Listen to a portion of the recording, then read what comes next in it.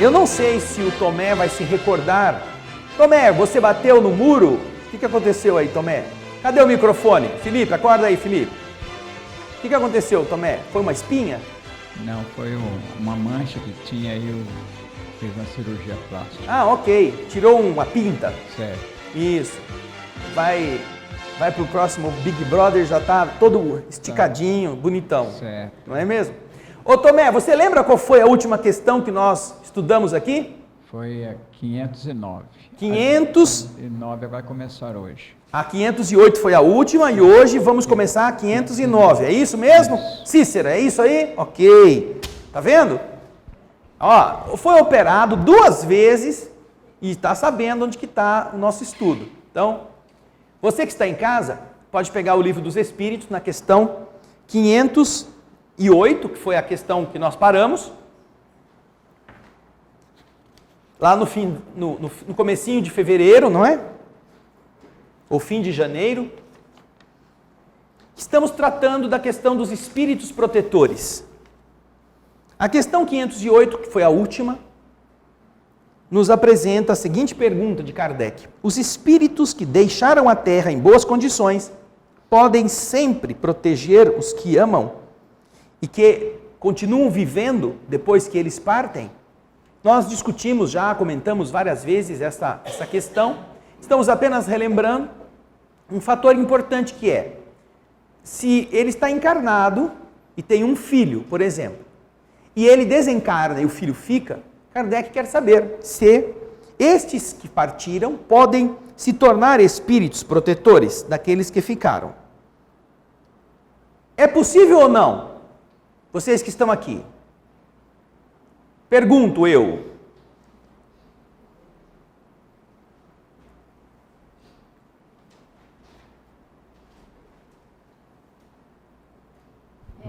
Ele não pode ser um protetor que nós estamos estudando como anjo da guarda, essas coisas, né? Porque antes de nascer, o bebê já tem o anjo protetor dele. Então, um parente, eu acho que ele pode ser um guardião, alguma coisa, mas não o anjo guardião dele. Ok. A Cícera está lembrando que nós já estudamos na questão dos espíritos protetores, chamados pelos católicos de anjos guardiães, coisa que também está explicado lá no começo, que o anjo guardião é um espírito protetor de natureza superior, de natureza mais elevada. Eles têm essa função assumida antes da reencarnação do espírito, que eles vão proteger. Portanto, é óbvio que quando o pai ou a mãe, o pai e a mãe geram o corpo do filho, o filho já terá um espírito protetor vinculado a ele desde antes da reencarnação. O pai está vivo no corpo, não poderá ser ele o protetor. E depois que o pai morre, não adianta, escuta, agora sou eu, cheguei aqui, ó, sai pra lá, espírito protetor, que agora eu vou tomar conta do meu filhinho. Não. Esse tipo de mimo, que é uma coisa feita pelos seres imaturos, no plano espiritual não funciona assim. O plano espiritual tem tudo muito bem organizado. Portanto, não é possível, dentro daquilo que nós já aprendemos aqui, que um espírito que acabou de desencarnar se torne, por melhor que seja, protetor daquele que foi o seu filho, daquele que foi sua filha, daquele que foi seu ente querido. Não que significa dizer que ele não possa estar próximo, que ele não possa estar ajudando naquilo que for possível. Mas assumir a função de espírito protetor é algo que não funciona desse jeito. Até porque não é fácil a pessoa que desencarnou chegar do lado de lá e já ter condições até de entender quem ela é e o que ela fez. Isso vai ser muito surpreendente. E mais ainda para os espíritas. Porque a gente ainda tem aquela visão, vamos dizer assim, romântica e ingênua. De que, eu fui no centro, eu tomava passe, eu era médio. Médio, sabe? Médio. Recebia os espíritos 2 vezes por semana.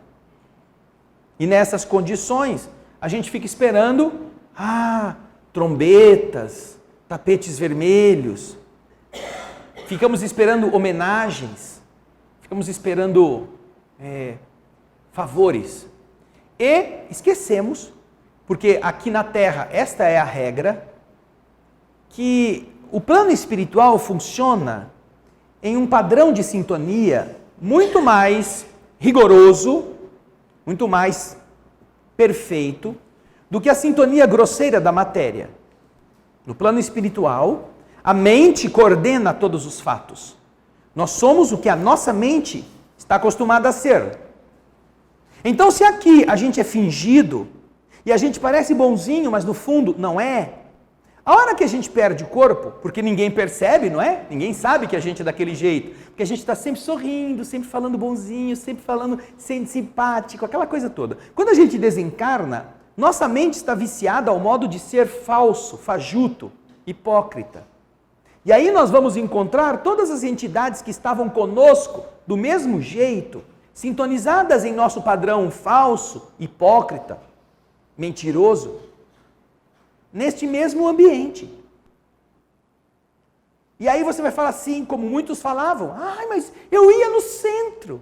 Então o que você fez lá? O que você aprendeu? Não, mas eu dava passe. Ótimo, você transmitia energia, bioenergia. Mas o que você aproveitou disto? Você funcionou como uma máquina de transmissão de energia, uma bateria de carro faz a mesma coisa. Sabe, bateria, os carros têm um reservatório elétrico, que quando você precisa para acionar o motor, você dispara, ele gera a energia necessária para o carro começar a andar. Então as pessoas acham que ser uma bateria é o suficiente. E se esquecem que, na verdade, mais importante que a bateria é ser um bom motorista. Ter qualidades, entender o funcionamento desse mecanismo e estar pronto para poder ser medido não pela intensidade da bateria, mas por como guiou o veículo. Daí é muito grave, e é mais grave para os espíritas, porque as outras religiões, não explicando para os seus membros como funciona isto, elas também não podem dar a eles um ferramental que eles utilizem para se beneficiar. Elas falam do céu, do inferno, do medo, do capeta, do dízimo, essas coisas. E as pessoas acreditam cegamente nisso e chegam lá ingênuas, mais do que más, ingênuas.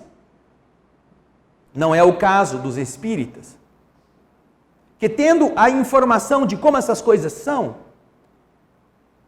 não tem como dizer, olha, eu não sabia de nada disto. E aí tem que se defrontar com a ambição material, ambição, eu não estou falando necessidade de sobrevivência, eu estou falando de ambição, e a sua conduta na Terra, a sua vaidade e as atividades espirituais de elevação dos outros seres.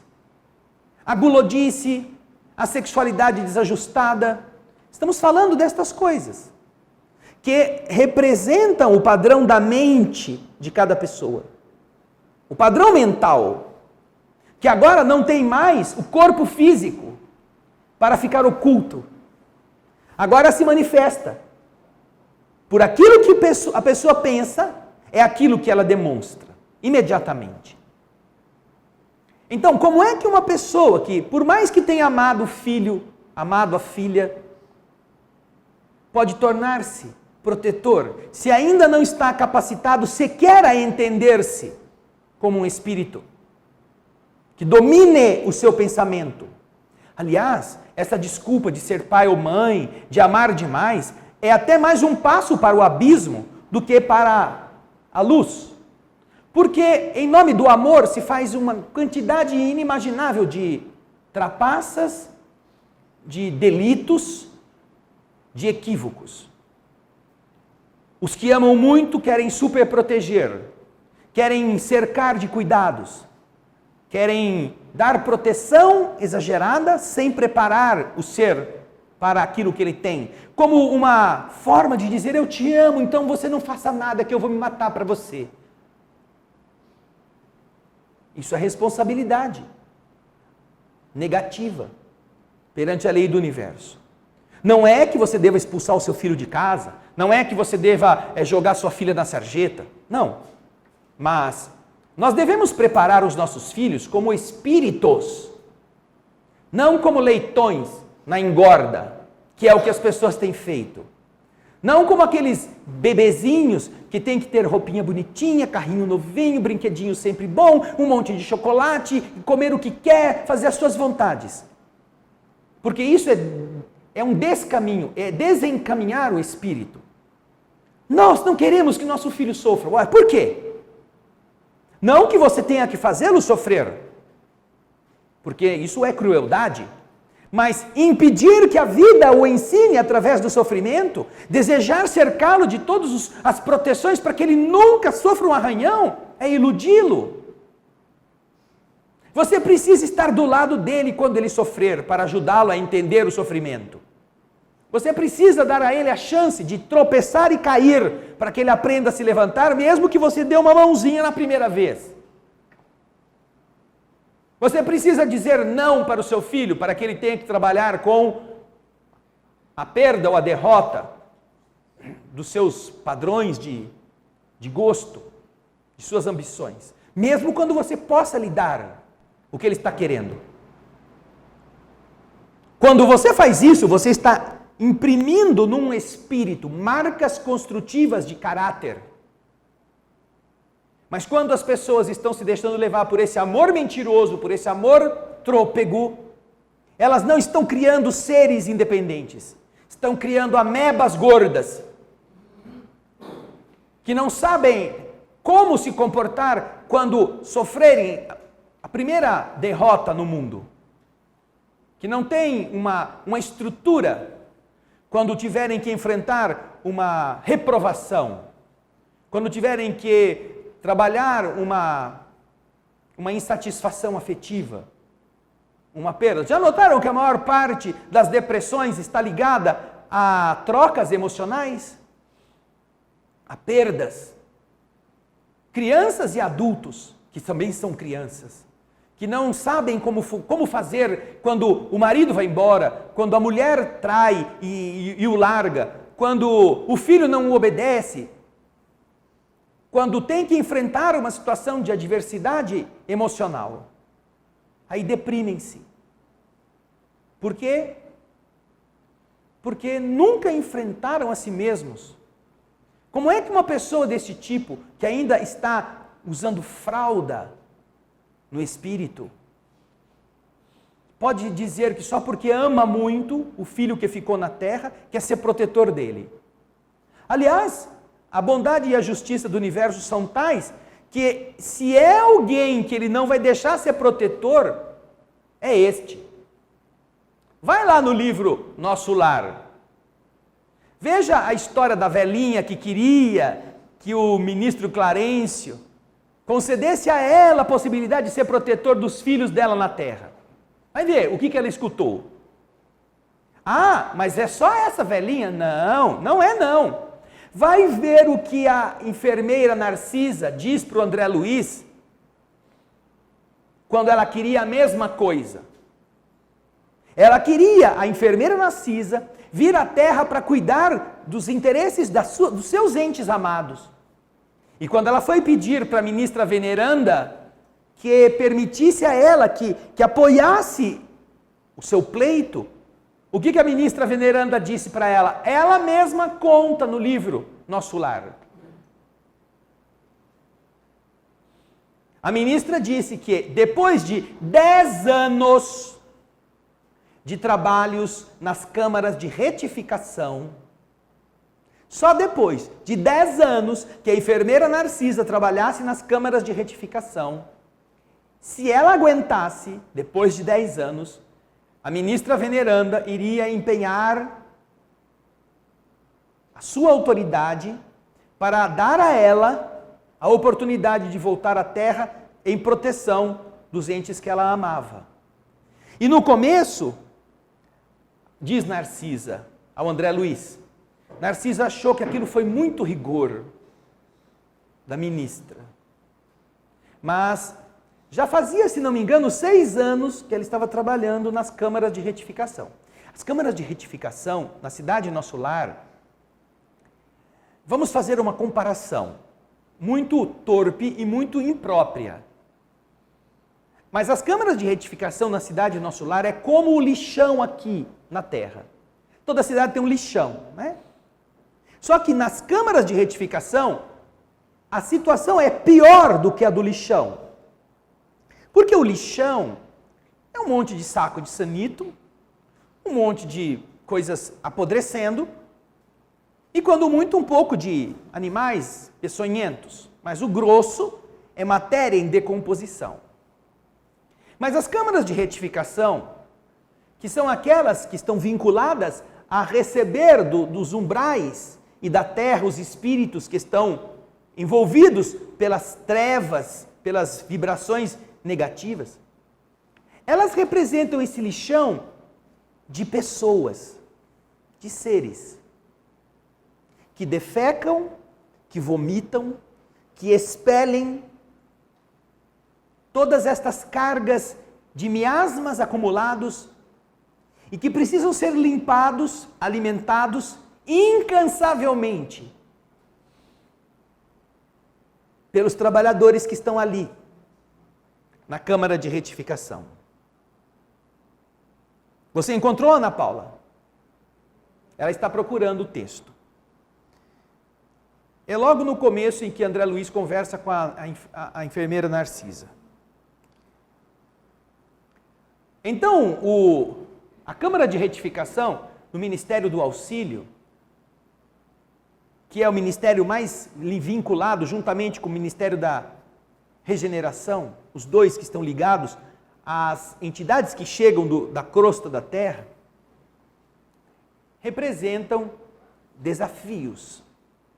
E então Narcisa diz que a ministra veneranda tinha razão quando disse a ela que primeiro ela deveria prestar serviço ali por 10 anos. Porque ao longo destes anos que ela já estava trabalhando, ela percebeu quanto ela era despreparada para enfrentar a si mesma diante das realidades que lhe chegavam, de outros seres. Como é que ela, não tendo preparo e equilíbrio, poderia ajudar os entes que ela queria proteger na Terra, se ela ainda não tinha aprendido a fazer isto? É como aquela história, né? Eu quero ser médico. Eu quero ser médico. Sabe aqueles negócios de, o que você vai ser? Eu vou ser médico, eu quero ser médico. Tá bom, você vai ser médico, tá bom. Aí o primeiro dia que entra na faculdade de medicina, aí vai assistir a primeira transfusão de sangue e desmaia de pavor. Aí quer ser médico? Que eu não consigo ver sangue, então vai ser pedreiro. Vai ser, sei lá, motorista de ônibus. Como é que você quer ser médico e não pode ver sangue? Ou não pode ver, sabe, aí quando chega uma fratura com o osso exposto. Dá até arrepio, o Gaspar já está suando na careca dele lá. Aquele ossão assim, e você tem que pegar aquele negócio. Ou então a pessoa chega com a barriga cortada, as tripas de fora. Como o povo vulgarmente fala. E aí como é que você resolve isso? Pega a sua mãozona e enfia tudo para dentro. De preferência se tiver uma luva. Numa emergência. Mas eu não tenho estômago para fazer isso. Então vai ser outra coisa, vai ser cozinheira, né? Vai ser, sei lá, juiz de futebol. Não, advogado.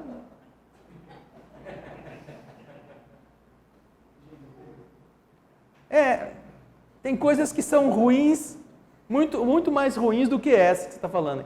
Mas vai ser outra coisa que você aguente. Qual que é o capítulo? 36? 28. Em serviço. André Luiz conseguiu entrar no serviço. Por fim. Então, no dia seguinte, ele vai lá, está a Narcisa, dizendo para ele quem ela era. Ela disse assim, sim. Porque o André perguntou, mas a irmã trabalha aqui há muito tempo? Sim, respondeu ela, permaneço nas câmaras de retificação em serviço ativo há 6 anos e alguns meses. Ainda me faltam mais de 3 anos para realizar meus desejos. Diante da minha indagação silenciosa, ela disse, eu preciso de um endosso muito sério. O que é um endosso? O que é um endosso? Um aval. O que é um aval? Uma autorização. É um endosso. Uma autorização. Uma autorização, um apoio. O endosso, todo mundo conhece no cheque. Endossa o cheque aí para mim. Quer dizer, você se assinar atrás do cheque, o que você está fazendo? Você está informando o credor que se aquele cara que assinou na frente não pagar, você que assinou atrás pagará o cheque. Por isso que se chama endosso. Cheque endossado é o cheque que tem um garantidor que está na parte de trás, na assinatura. Né? Então, isso é uma forma de... é um princípio de natureza comercial. É diferente do aval. O aval parece que é de natureza civil. Em documentos de outra natureza, se eu me lembro ainda disso. Mas ela está precisando de alguém que diga a ela, eu apoio você, mas só diz depois que ela ficar 10 anos lá. Daí André Luiz pergunta para ela, o que você quer dizer com isso? E ela responde, preciso encontrar alguns espíritos amados na terra, para serviços de elevação em conjunto. Eu e eles nos elevarmos juntos. Por muito tempo, em razão de meus desvios passados, roguei em vão a possibilidade necessária aos meus fins. Pedi que eu queria fazer isso, mas tudo em vão. Vivia perturbada, aflita. Aconselharam-me, porém, recorrer à ministra veneranda. E a nossa benfeitora da regeneração prometeu que endossaria meus propósitos no Ministério do Auxílio, mas exigiu 10 anos consecutivos de trabalho aqui, para que eu possa corrigir certos desequilíbrios do sentimento. Desequilíbrios do sentimento. No primeiro instante, quis recusar, considerando demasiada a exigência. Muito forte me pedir isto. Depois reconheci que ela estava com a razão. Afinal, o conselho não visava aos interesses dela, e sim ao meu próprio benefício. E ganhei muito aceitando-lhe o parecer. Sinto-me agora mais equilibrada e mais humana. E acredito, viverei com dignidade espiritual minha futura experiência na Terra. Ou seja, ela precisava corrigir desvios do afeto, servindo nos piores lugares que a cidade Nosso Lar, no parque hospitalar, tem para aqueles que chegam da desencarnação dos ambientes inferiores. Como então imaginar que alguém acabou de morrer, eu quero ser o protetor do meu filhinho, o filhão ficou lá na terra. Eu quero agora tirar quem já está aqui desde que ele nasceu e ficar no lugar dele. Os espíritos vão responder o que nós vamos ver agora. Seu poder, respondem os espíritos, é mais ou menos restrito. A posição em que se encontra não lhes deixa sempre toda a liberdade de agir. É claro, ele não pode.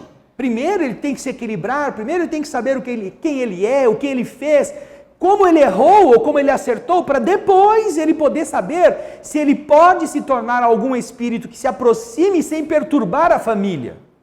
Porque, infelizmente, o que os espíritos nos relatam nos diversos livros é que a maioria dos entes que desencarna, nos primeiros meses ou anos da sua desencarnação, se transformam em perturbação dentro da casa. E não em proteção. E não em espíritos que estão ali para ajudar. São fatores desequilibrantes. No livro Obreiros da Vida Eterna, nós encontramos André Luiz nos relatando uma visita que foi fazer quando Dimas acabou de ser enterrado no cemitério. Encontra uma moça presa ao corpo, chorando em cima da tumba, um espírito. Foi sepultado há algumas horas e está lá, ou alguns dias, e está lá se lamentando que não consegue sair dali. E por que ela não consegue sair? Porque ela tem um cordão que a liga aos despojos debaixo da terra. E quando André Luiz começa a conversar, chega um dos espíritos que toma conta do cemitério. Espíritos amigos, ajudantes, naquele ambiente. E André pergunta, o que aconteceu que essa mulher está aqui ainda, ela está querendo voltar para casa? A gente já não pode ir lá dar o passe e tirar, desfazer esses laços que ligam ao despojo? Não, não podemos. Porque se ela tiver esta libertação, ela vai voltar para casa e ela vai atacar o marido, que agora é viúvo, e o filhinho, que ainda está se recompondo, com sua crise de ciúme e de possessividade. Ela vai fazer mal para eles, ela precisa ficar aqui, porque ela não tem equilíbrio ainda para ir para lá. Ou seja, eles estão deixando ela presa, através dos laços vibratórios, ao cadáver, porque ela não foi boa coisa, e porque se eles a libertassem dali, ela não ia fazer o bem para o marido, nem o bem para o filho, ela ia transformar a casa onde eles estão num verdadeiro tormento vibratório. E é isso que costuma acontecer com as pessoas que não sabem viver a afetividade correta, que não têm o equilíbrio de saber entender as diferenças, ou de saber que o outro tem liberdade. No outro livro, Entre a Terra e o Céu, nós temos o começo do livro com a prece de uma menina, Evelina, de 14 anos, pedindo pela sua madrasta. A madrasta está doente, está perdida numa enfermidade que ninguém resolve. E ela pede que a sua mãe desencarnada venha cuidar da madrasta. Faz uma oração pedindo para mamãe, você morreu, mas eu sei que você está viva, por favor, ajuda a Zumira. Só que ela não sabe que quem está fazendo mal para Zumira é a própria mãe, que não suporta ter uma competidora no afeto do seu ex-marido. Ela está atacando a segunda esposa. Por quê? Porque não tem equilíbrio afetivo. Porque não entendeu que nós não somos donos uns dos outros. Não entendeu isso.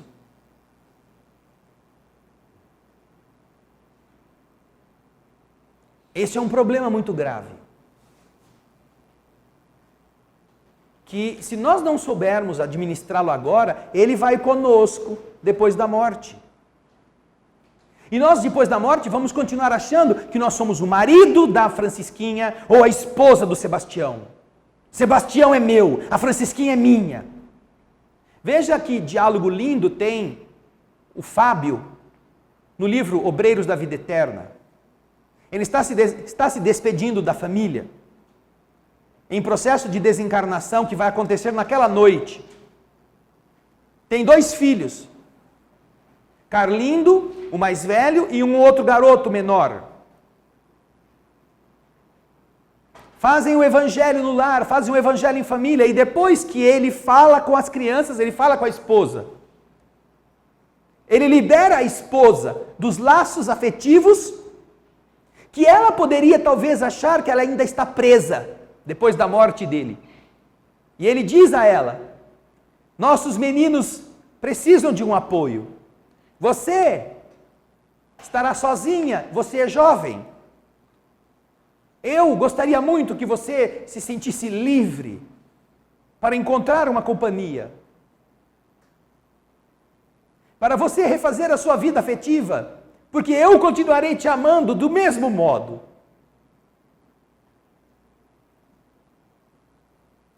São raríssimas as criaturas que atingiram um equilíbrio afetivo desta natureza. Vamos ver André Luiz no livro Nosso Lar. Chega depois de um ano lá na cidade Nosso Lar para visitar a sua casa e descobre que a sua amada Zélia já está casada com um outro, que está morrendo debaixo da perturbação de entidades que não gostam dele, que estão obsedando, que estão sugando suas energias. E ele tem um impacto ao perceber que a sua amada Zélia já tinha trocado o cara, ele, por um outro há muito tempo.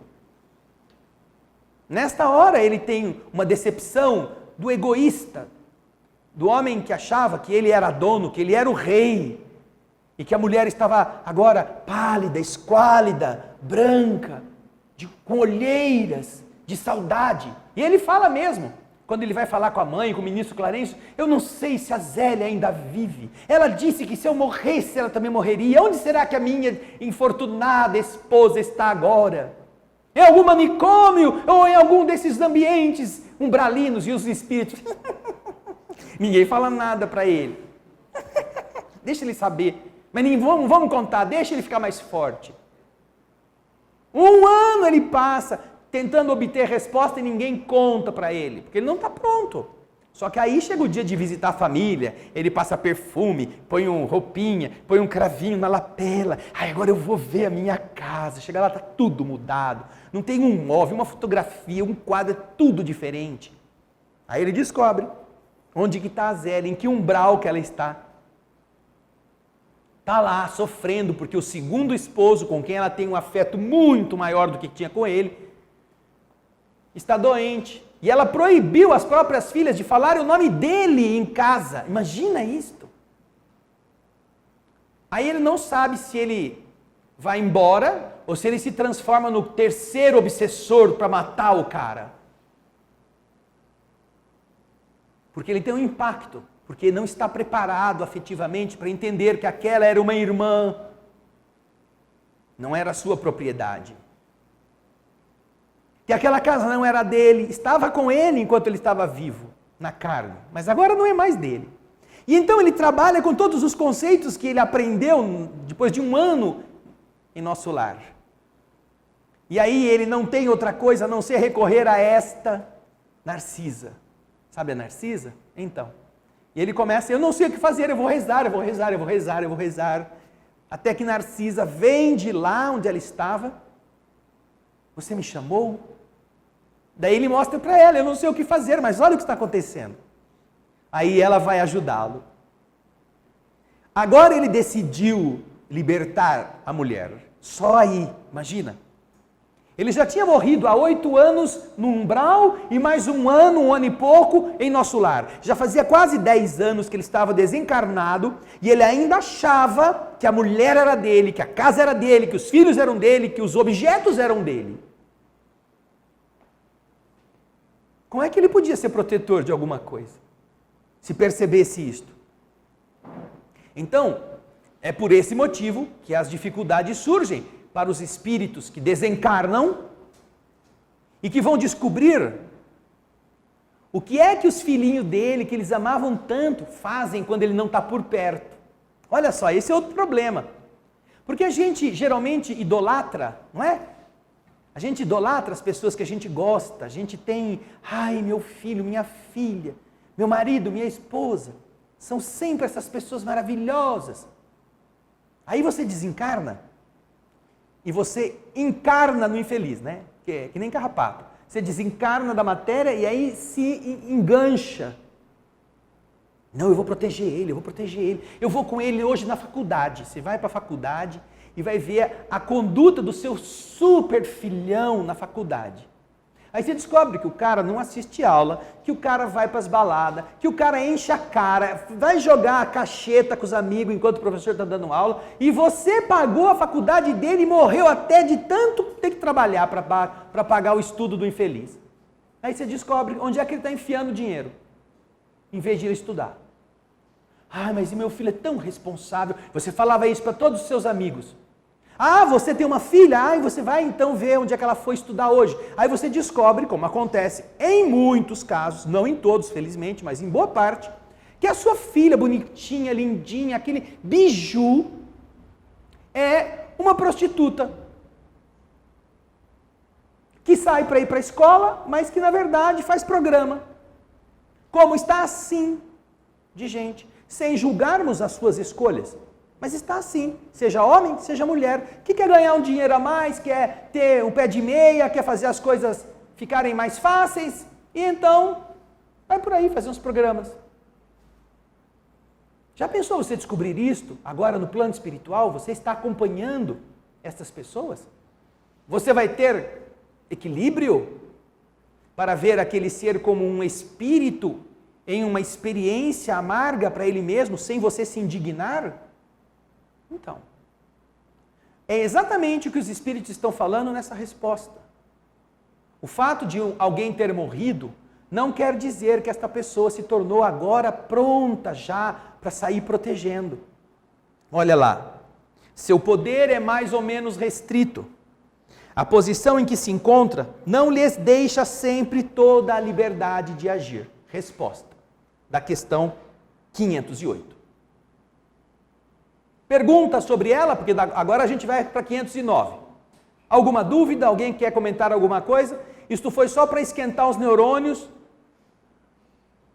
Depois de 6 semanas, só assistindo filminho ou falando de ectoplasma.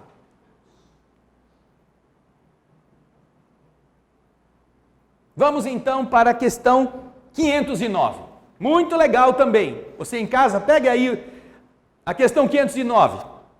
Os homens no estado selvagem ou de inferioridade moral, eles têm igualmente seus espíritos protetores? Nesse caso, se eles tiverem, esses espíritos são de uma ordem tão elevada quanto aqueles dos homens mais avançados? Pergunta muito interessante dentro desse contexto de espírito protetor.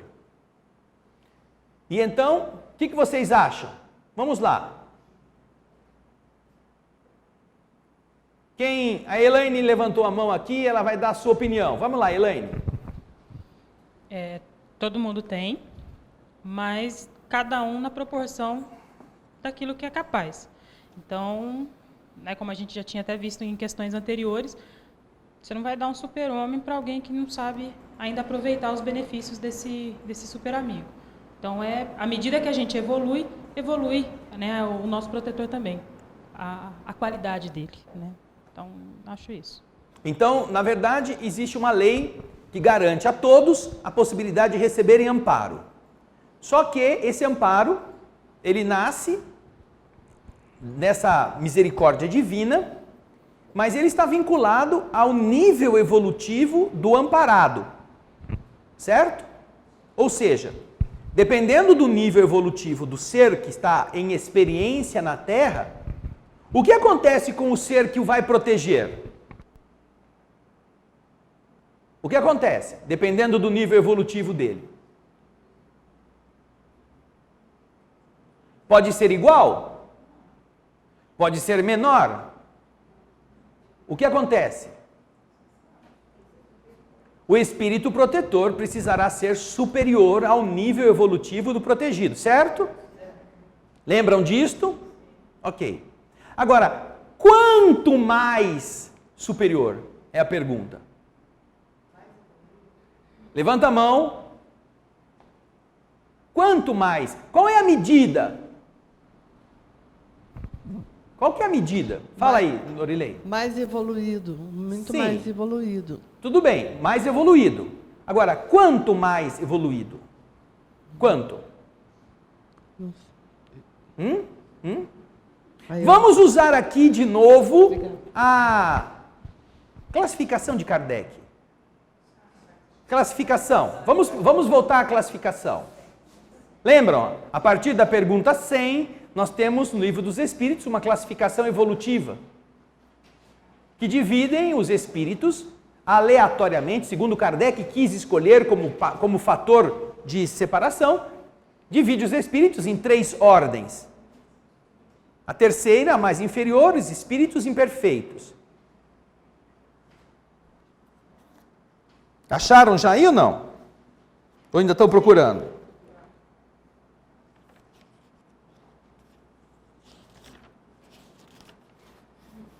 Terceira ordem, espíritos imperfeitos, compostas de 5 classes. Os espíritos impuros, espíritos levianos, os espíritos pseudo-sábios, os espíritos neutros e os espíritos batedores e perturbadores. Que não é uma classe à parte, mas é uma característica que pode ser encontrada em todos os espíritos das classes anteriores, batedores e perturbadores. Ou seja, nós temos aqui espíritos que estão numa ordem de evolução bastante precária. Vocês acham que um espírito leviano poderia ser protetor de um espírito impuro? Um espírito impuro renasceu. Está aqui, ele quer fazer o mal, ele tem prazer. Agora põe como protetor dele um espírito leviano. Ele vai ajudar o cara a ser melhor? Porque todos os espíritos que estão nesta terceira classe, ou terceira ordem, espíritos imperfeitos, eles têm características semelhantes. São todos eles iguais nos defeitos. Apenas variando a intensidade com que eles vivenciam esses defeitos. Portanto, quem gosta de pinga, não pode ter um protetor que gosta de vinho. Mesmo que o vinho seja um pouco menos, assim, agressivo do que a pinga. Não, mas eu gosto de vinho, eu já posso proteger o cara que tem. Mas você vai proteger o cara dizendo o quê? Para ele não beber? Não, vamos tomar um vinho. Vai encher a cara de vinho. O cara é pinguço. Como é que você vai falar para ele não ser?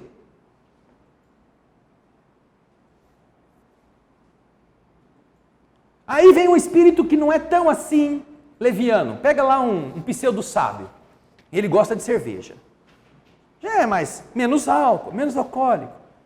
Como é que ele pode falar para o espírito impuro, que adora uma pinga, que ele não pode, que não é bom para ele beber? Vai tentar empurrar ele para a cerveja, para continuar a ser viciado. Porque todos eles gostam do vício. Esse é o problema. Ou seja, para que alguém seja protetor de outro, ele precisa ter valores que o outro não possui para melhorá-lo. Ele não pode ter defeitos reduzidos, defeitos iguais, mas amainados. Porque ele vai continuar a ser um foco de manutenção do defeito.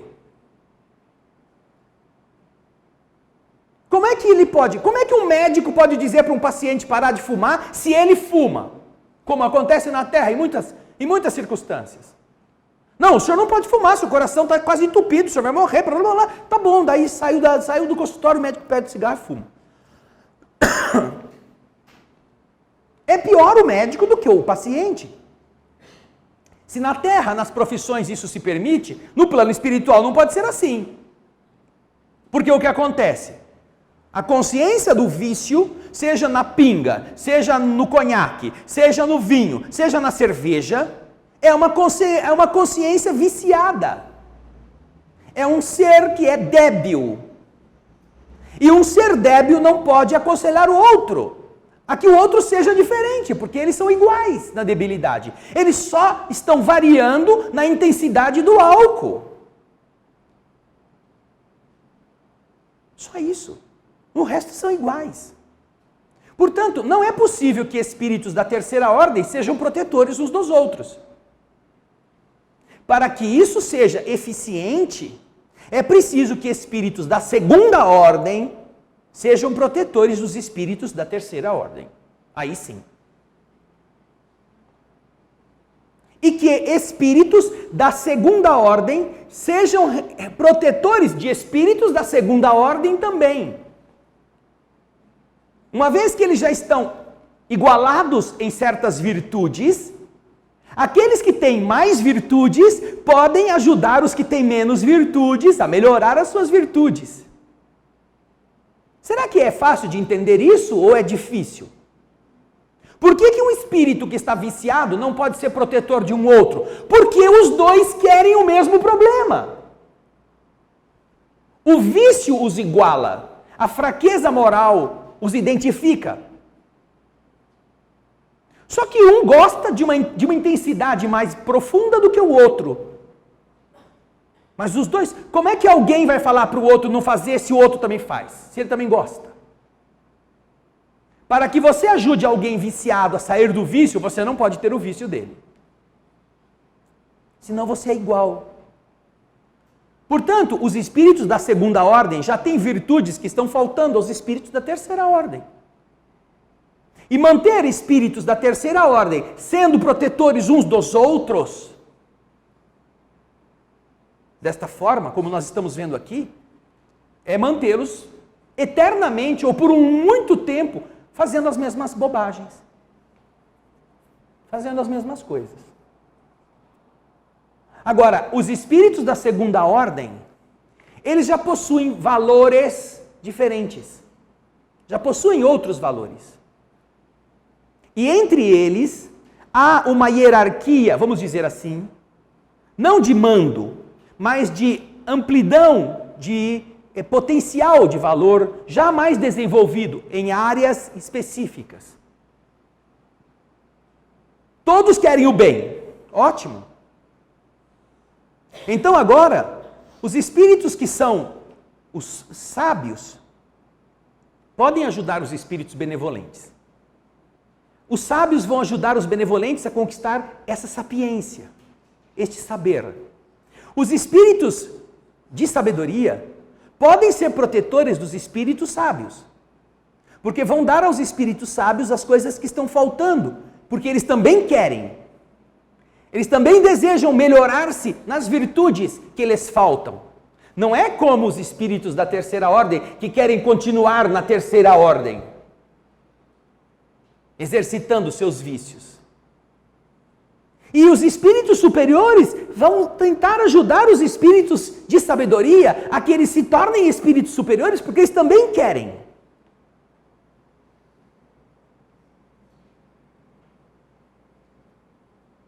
Então agora a gente vem aqui, na pergunta 509.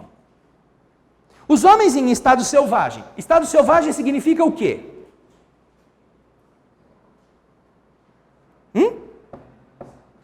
Ele cita aqui, ou de inferioridade moral.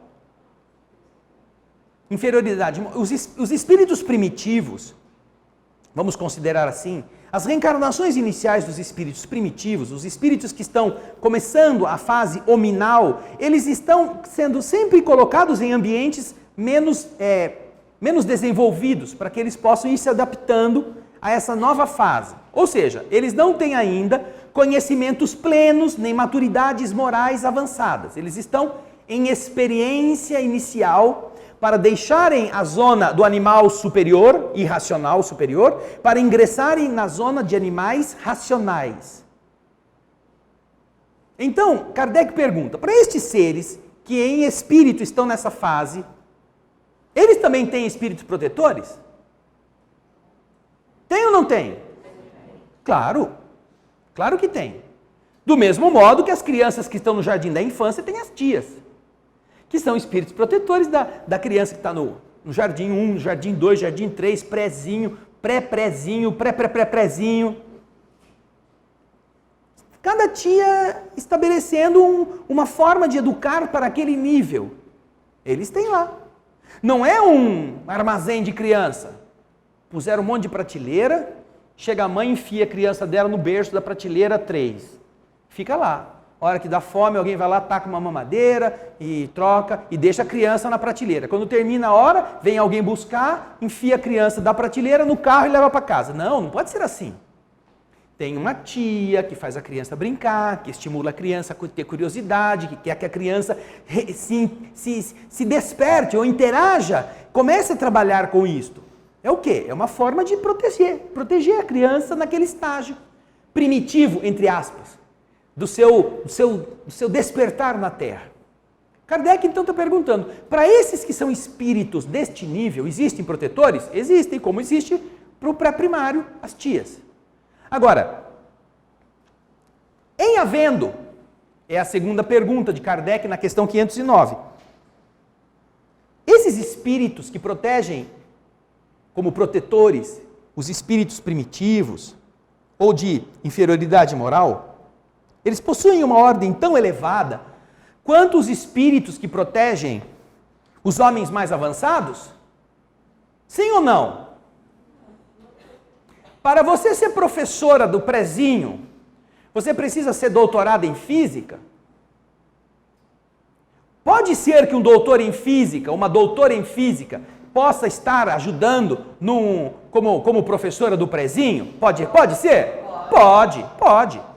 A inteligência pode rapidamente apreender certos conceitos de como lidar com criancinhas do prezinho.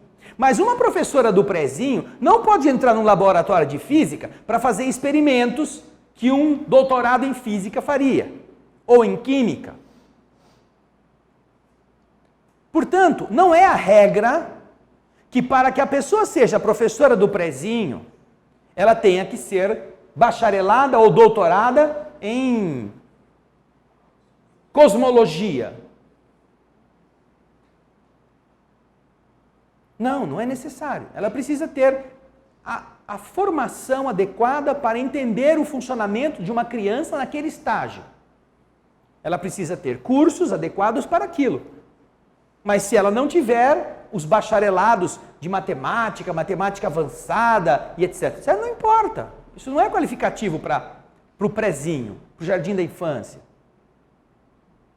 Então os espíritos estão explicando de outra forma essa mesma realidade na resposta que dão. Alguém quer fazer algum comentário a respeito do que Kardec perguntou antes da gente ler a resposta? Alguém quer colocar alguma opinião sobre isso? Pode levantar a mão. Ana Paula. André, não, é só uma confirmação. Então fica claro que os espíritos da terceira ordem, eles não podem tutelar outros espíritos inferiores, independente da ordem que eles estejam, né? Veja só, em tese, vamos dizer assim, como uma colocação de regra, né? Nós sabemos que no universo existem várias coisas que nós ainda não conhecemos, né? Nós estamos trabalhando com princípios. Os princípios dizem que para que um espírito seja tutelado, o tutor tem que saber mais ou que tem que ter mais valores do que o tutelado. Se nós pegarmos então o resumo inicial da pergunta 100, que demonstra como são esses espíritos, você vai perceber que eles têm defeitos semelhantes, só que em graus diferentes. Em uns o grau é superlativo, em outros o grau já é um pouco menor. Agora, se a proteção tem a função de ajudar a melhorar-se, é pressuposto que o protetor não comungue dos mesmos gostos e das mesmas fraquezas. Porque vamos supor que chega um espírito leviano e fala para o outro que é um espírito mau. Para de fazer maldade, você só fica fazendo maldade. Aí o espírito inferior, o espírito impuro, fala para ele, escuta, mas eu vi ontem à noite você fazendo maldade, como é que você vem falar para eu... não, mas aquilo lá eu estava tirando sarro, eu dei um traçapé no cara, o cara quebrou a perna, mas a gente deu risada, daqui a pouco ele já tá bom. Mas isso não é maldade? Como é que você está me querendo dizer que eu não devo fazer maldade porque eu tenho raiva e você está fazendo essas coisas? É a mesma coisa que dizem os espíritos nas reuniões de desobsessão, para certos doutrinadores ou esclarecedores que vão falar para ele, escuta meu irmão, você tem que perdoar, você não pode fazer isso com aquela pessoa que você está perseguindo, você não aprendeu que o perdão é que faz você sair dessa situação? Aí o espírito vira para ele, escuta, se eu tenho que perdoar, por que você ainda não perdoou o seu vizinho? Pensei, eu estou com você faz uma semana, eu vi como você fala mal do seu vizinho, eu vi como você trata ele, como é que você está me falando para eu perdoar? Por quê? Porque o padrão vibratório daquele que está pensando que é bonzinho, só porque está falando, não é muito melhor do espírito que deve ter motivos muito graves para estar querendo matar aquele ser encarnado que ele persegue. E isso, obviamente, não serve de escola, não serve de exemplo. Então é por esse motivo que é complicado que nós possamos dizer, nesse nível em que estamos estudando, que espíritos imperfeitos sejam protetores uns dos outros. Por exemplo, os espíritos neutros. Eles não fazem nem só o bem, nem só o mal. E fazem o bem e o mal de acordo com as suas conveniências. Não, mas ele já faz o bem. Não, ele faz o bem de dia, à noite ele faz o mal. Ele é bom ou ele é mau? Ele pode dizer para um espírito impuro que ele não deve fazer o mal? Seja como eu. Você não pode fazer o mal 24 horas, faça mal só metade. Só faça mal de noite. É como essas instituições religiosas que fazem assim. Na segunda, quarta e sexta, o terreiro ou o lugar lá faz coisa para o bem. Na terça, na quinta e no sábado, aí eles se reúnem para fazer coisa para o mal. E no domingo, como ninguém é de ferro, eles não fazem nada, porque todo mundo descansa. Os bons descansam, os maus... Como é possível? Como é possível que haja lógica em pessoas que vão nesses lugares achando que é um lugar muito legal? Que na segunda, quarta e sexta eles fazem o bem, ajudam as pessoas a ser felizes, e na terça, quinta e sábado eles fazem todos os casais se separarem, um matar o outro, um envenenar a moral alheia, para tomar o que é dos demais, e aí eles são legais. Que coisa é esta?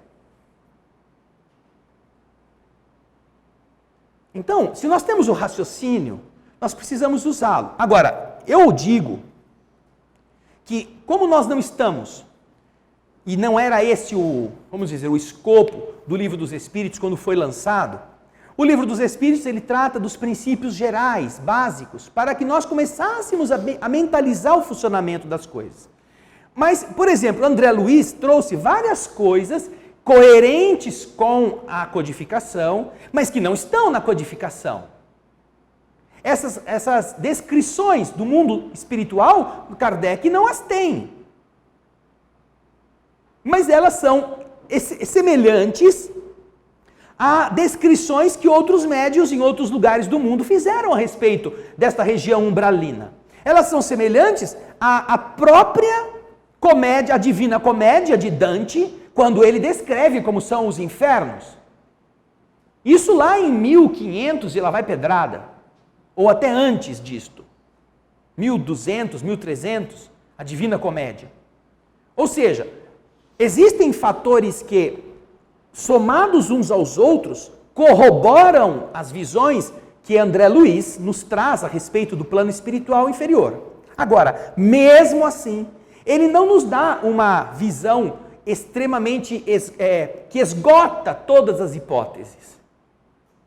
Então eu não tenho como afirmar, porque seria temerário fazer isto, que nas regiões tenebrosas, mais tenebrosas, lá embaixo, nas regiões onde as entidades que estão abaixo da crosta terrestre estão ainda nos níveis primitivíssimos, que lá não possa haver um outro tipo de espíritos, não talvez como protetores, mas como ajudantes, né? Sei lá.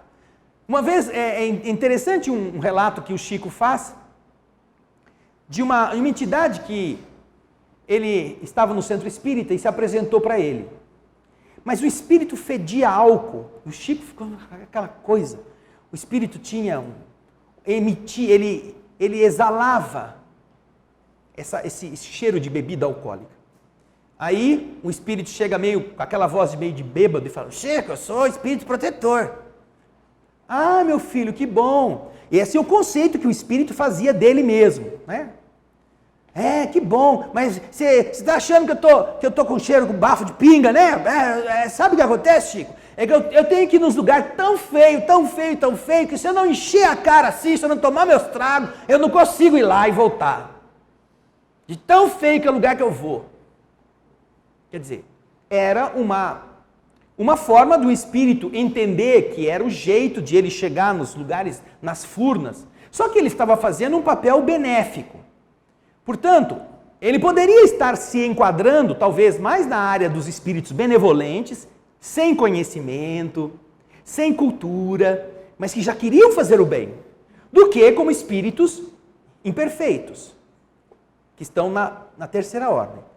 Então, são questões que a lógica nos empurra facilmente a separar essas questões. Mas eu não posso dizer a você que em 100% não exista esta coisa. O que é lógico é que quem tem mais valores ensine quem tem menos valores. E quem tem defeitos não pode ensinar quem tem defeitos. Espera aí, deixa chegar o microfone.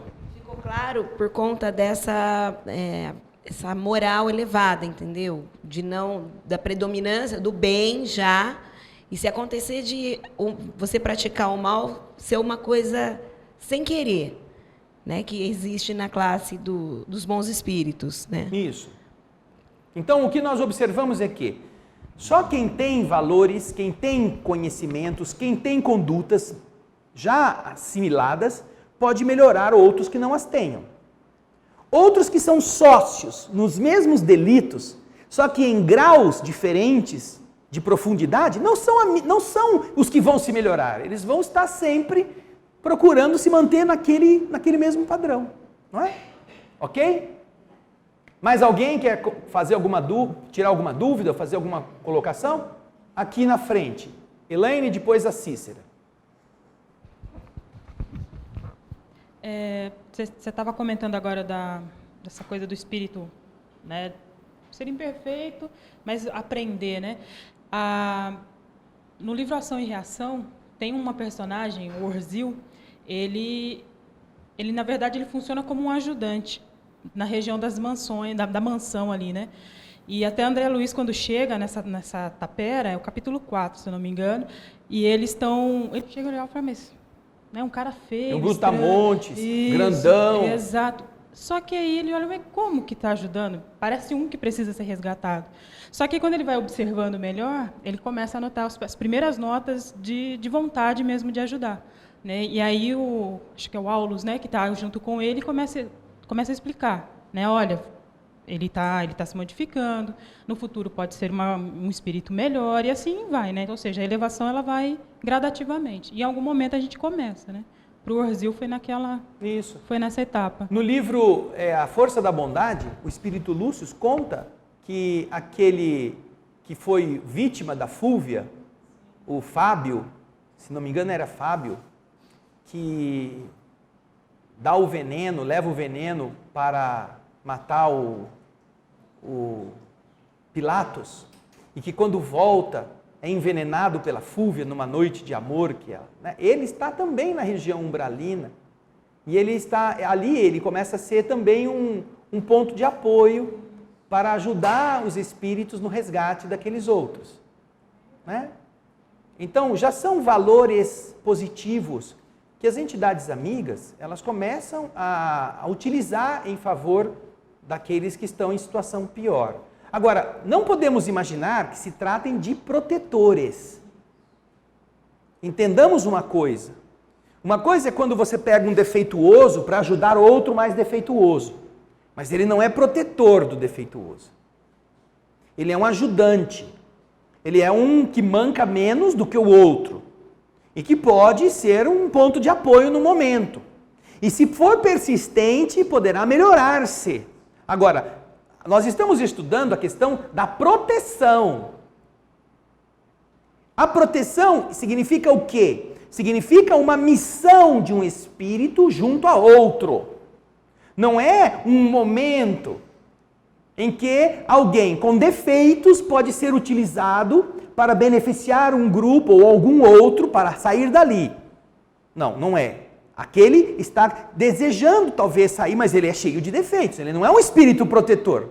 Nem o Fábio era protetor do Pilatos, da Fúvia, nem o Orzil era protetor dos... Ele estava ali no ambiente que lhe era próprio, pela sua pouca evolução, sendo útil. Sendo útil, não sendo protetor. Há uma diferença brutal entre proteção e ser útil. Entendeu? Não confundamos estas duas coisas. Um malfeitor pode ser útil. Pode ser útil. Mas ele não pode ser protetor ainda. Até que ele se reformule. Até que ele não tenha mais as inclinações que o fizeram malfeitor. Não é? Isso é muito importante que a gente tenha sempre em mente. Agora, Cícera. Então, a minha dúvida é sobre o espírito da segunda ordem ser protetor de um primitivo, de um índio, não desses nossos índios atuais, mas uns índios, daqueles bem selvagens, para entender. eles não são muito elevados para ser um protetor deles, de um índio primitivo? Você não acha que uma professora que faz pedagogia, que se especializa em criança, que faz anos estudando, que se qualifica como em psicologia infantil, não é muito para estar tomando conta de bebezinho que está fazendo cocô na fralda? Não, mas aqui fala isso. Na resposta. Sim. Desculpa. Fala. Então, aqui fala na resposta que acompanha a evolução, acompanha o protegido. Sim. Foi isso que eu senti aqui. Sim. Então, aí ficou minha dúvida. Até então eu entendi, mas quando a pessoa é muito primitiva, eu fiquei nessa dúvida. Sim, tudo bem. Essa postura da primitividade é uma primitividade de, vamos dizer, de começar a compreender as coisas, né? Não significa que ele vai ter um espírito mau para ser protetor dele. Se nós tivermos um mau espírito para ser protetor de um espírito inocente, o que vai acontecer com ele? Vamos raciocinar. Se o espírito é inocente, ele não sabe ainda discernir o certo do errado, está aprendendo, e ele tem como conselheiro um espírito impuro, o que ele vai ser? Mas naquela estranha cidade tem espírito bem primitivo lá. Espera aí, deixa chegar o microfone.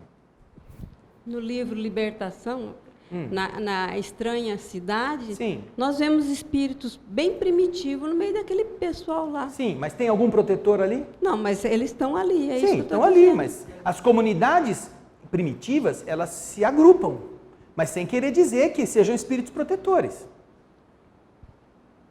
Se nós estivermos imaginando que os espíritos que precisam da escola vão ter, vão ter malfeitores como professores, eles não serão homens de bem.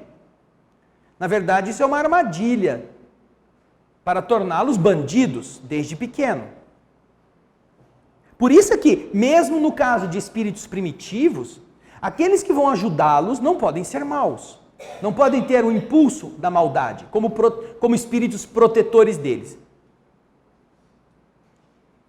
Podem ser espíritos que não tenham sabedoria?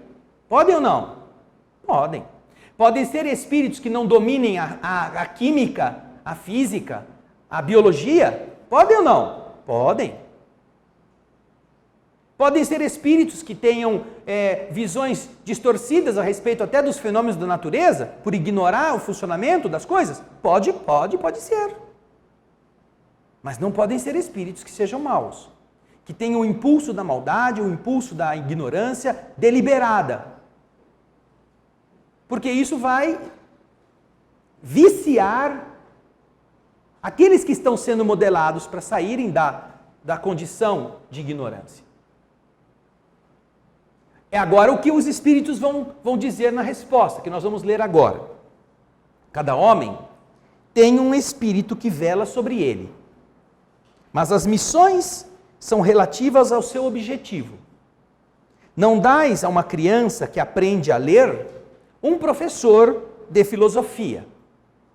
O progresso do espírito familiar segue o do espírito protegido. Tendo vós mesmos um espírito superior que vela sobre vós, podeis a vosso turno virdes a ser o protetor de um espírito que vos é inferior, e os progressos que o ajudardes a fazer contribuirão para o vosso adiantamento. Deus não pede ao espírito além do que comporta em sua natureza e o grau que ele alcançou. Mas, partindo do pressuposto que nós temos, dentro do tema dos espíritos protetores, a função do protetor como sendo a de um pai sobre o seu filho, não importa que seja um espírito primitivo, um espírito de pouca elevação moral, inferioridade moral, ele precisará ser modelado, ou pelo menos orientado por um espírito que tenha uma noção moral, que ele não possui. Se você colocar junto de um espírito dessa natureza, um espírito mau, você estará modelando aquele ser que tem a liberdade, inclusive, para escolher o mal, você já está dando a ele deliberadamente o único caminho, que é o do erro.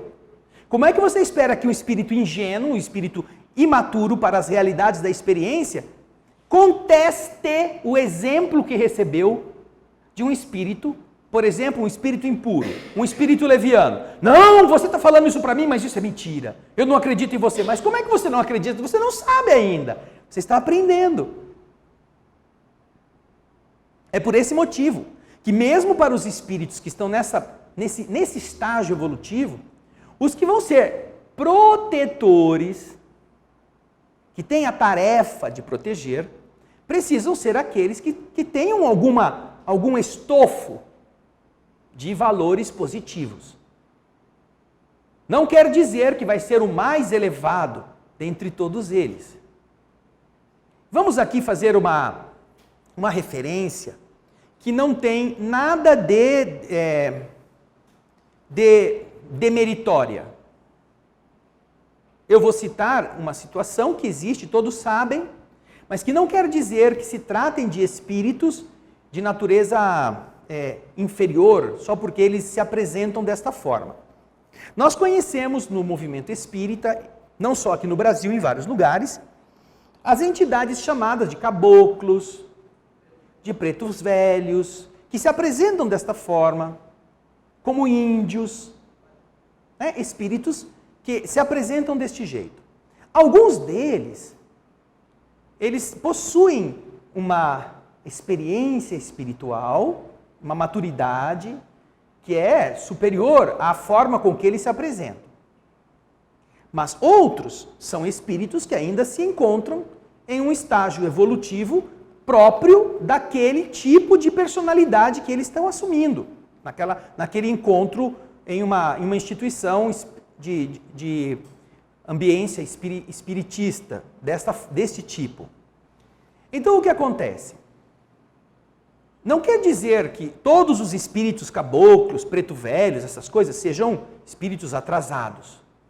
Porque eles geralmente, nessas instituições que se dedicam a trabalhos assim, procuram aconselhar o bem, procuram falar para a pessoa fazer boas coisas.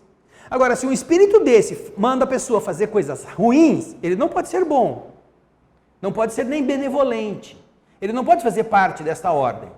Mas nós encontramos referências de espíritos que, não tendo conhecimentos, não tendo inclusive uma visão ampla das leis espirituais, dão bons conselhos nessas instituições para pessoas que estão aflitas, pessoas que querem prejudicar os outros, que não conhecem nada.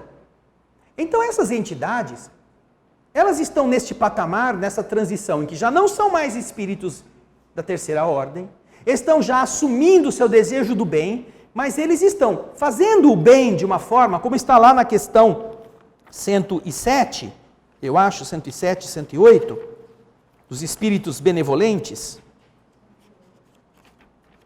108. Sua qualidade dominante é a bondade. Alegram-se em prestar serviços aos homens e protegê-los, mas seu saber é limitado.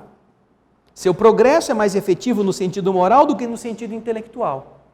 Então são esses espíritos que você está desesperado, perdeu a chave. Você, seu fulano, me ajuda aqui. O espírito se aproxima de você, te inspira a encontrar a chave.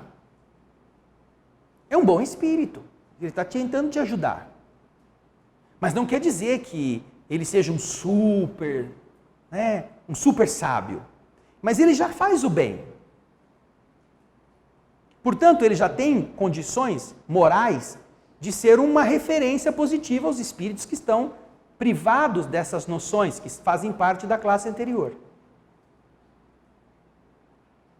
E é assim que os que são melhores ajudam os que não são tão bons quanto eles.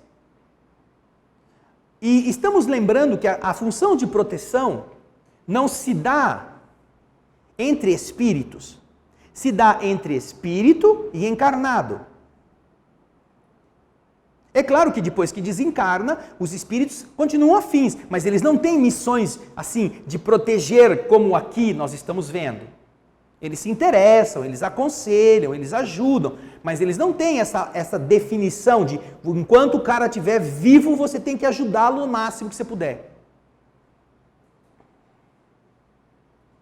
Como é que você pode determinar uma missão de ajuda a um espírito da terceira ordem? Escuta, eu vou te dar uns espíritos primitivos, que acabaram de sair da região selvagem, eles estão começando agora na Terra. Você é um espírito impuro, mas você já é melhor do que eles, então agora você vai ajudá-los. Como é que você pode dar para um espírito que é mau, que deliberadamente quer fazer o mal, uma tarefa de guiar? Você bota um traficante para ser professor do pré-primário? Se você quer o bem das crianças, você não faz isso. Então, é nesse sentido que cada um dá aquilo que pode. E que o processo de apoio evolutivo, ele parte de quem pode ajudar aqueles que não têm tanto conhecimento ou valores, virtudes. E não de quem não tem para aqueles que também não possuem. Porque senão é você criar o círculo vicioso de manter todos eles na situação de inferioridade. De onde vai ser muito mais difícil sair, ou não. Depois que um espírito que não sabia nada, agora começa a aprender todas as maldades e todos os vícios de um outro espírito que deveria ter a função de ajudá-lo, você acha que ele vai sair fácil disto? Não vai. Então ele está sendo privado do poder de decidir, do livre-arbítrio. Porque se ele recebe a boa lição como ensinamento primordial, mas ele quer comer a maçã, ele pode comer a maçã. Mas se ele não tivesse recebido o ensinamento bom e só tivesse a cobra, que culpa ele teria de ter comido a maçã? Ele não poderia nem ser responsável, porque ele não sabia, ele foi induzido. Será que deu para entender esse mecanismo? Né? Por isso é que os espíritos responderam a esta questão 509 dessa forma. Cada homem tem um espírito que vela sobre ele, mas as missões são relativas ao seu objetivo. Portanto, uma criança não pode aprender a ler com um professor de filosofia. Não precisa de um professor de filosofia. Precisa de alguém que saiba ler. Mas a criança que não sabe ler não pode ter um analfabeto para ensiná-la. Se a criança tem que aprender a ler, precisa que alguém saiba ler para ensiná-la. É o que os espíritos estão falando. O progresso do espírito familiar segue o do espírito protegido. Todos vós mesmos, tendo vós mesmos um espírito superior que vela sobre vós, podeis, a vosso turno, virdes a ser o protetor de um espírito que vos é inferior. Nós, por acaso, somos espíritos puros? Nós somos espíritos superiores? Nós somos espíritos sábios? Não, talvez a gente esteja na categoria de espírito benevolente com muita concessão. Porque na maior parte da humanidade, a humanidade está no padrão evolutivo dos espíritos neutros, que é citado por Kardec aqui, na questão 105, 107. Espíritos neutros. Aí está a maioria da humanidade. 105. Que fazem o bem e fazem o mal, inclinando-se tanto para um quanto para outro. E não se elevam acima da condição vulgar da humanidade. A condição vulgar da humanidade é esta aqui, espírito neutro, espírito da terceira ordem. A maioria da humanidade está aqui. Essa é uma revelação do Livro dos Espíritos.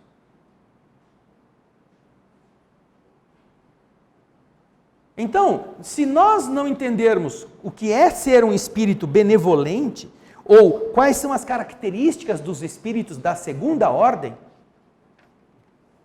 se nós não tivermos uma decisão, nós mesmos teremos dificuldade de ser espírito protetor.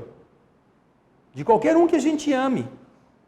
Porque nós ainda estamos lá na terceira classe, quarta classe, sétima classe, melhor dizendo, está aqui, 105. Se um espírito superior nos ajuda, nós precisamos, com este respaldo, nos tornarmos melhores para poder ajudar outros que sejam inferiores a nós. Mas quando chegar a nossa vez de sermos protetores. Dúvidas? Você passou a mão no cabelinho ou você quer fazer pergunta? Ah, não, tá bom. Fala, Felipe. André, por que existem essas falanges de espíritos protetores, ou, por exemplo, índio, preto velho? Por que existem esses tipos e não outras, por exemplo, os gaúchos ou... Deve existir. É que a tradição antiga, né, dá essa denominação, vamos dizer assim, você vai nas tradições míticas da Grécia, você vai ter as fúrias, não é? As fúrias. Existiam grupos de entidades que eram chamadas de fúrias.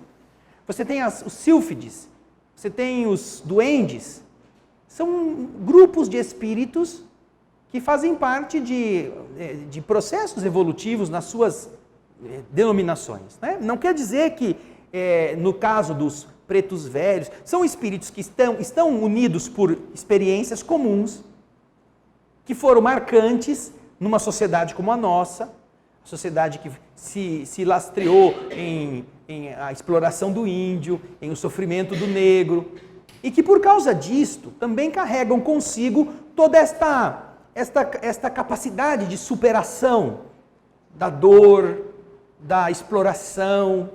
Foram as vítimas e perdoaram os seus algozes. Então eles se apresentam muitas vezes sem serem mais espíritos que tenham essa forma, mas com esse perfil, porque isso ajuda o que vai conversar com eles, que está encarnado, a entender de uma forma mais fácil o conselho que ele está dando. É uma forma de vencer certas barreiras que a mente do encarnado poderia colocar caso fosse uma outra entidade. Uma entidade mais inteligente, mais nobre. Quer dizer, a gente escuta Jesus falando conosco no Evangelho e nunca é para nós. Querem alma mais sublime do que a do Cristo, que vai se comemorar agora mais uma vez o que ele fez de amar o próximo sem fazer mal para ninguém, e o povo fez o que com isso? Transformou em um monte de feriado, todo mundo quer saber para onde vai passear, vai para a praia, e ninguém ora por Judas, todo mundo fica ainda xingando o pobre coitado, e ainda vai comer chocolate no domingo. Ou seja, o que nós estamos fazendo? Com Jesus, que é o suprassumo da elevação no nível evolutivo em que nós estamos, banalizando. Agora, se baixa no centro espírita o Espírito do Cristo através de um médium e diz, eu sou Jesus, todo mundo vai dizer assim, esse médium é muito presunçoso, esse médium está faltando um parafuso, esse médium precisa ser internado, não é possível. Mas se baixar um espírito e dizer, eu sou o capeta, todo mundo fala, mas é verdade, o capeta foi lá hoje. Por esse médium só podia vir o Satanás mesmo, porque o cara é ruim. Aí todo mundo acredita.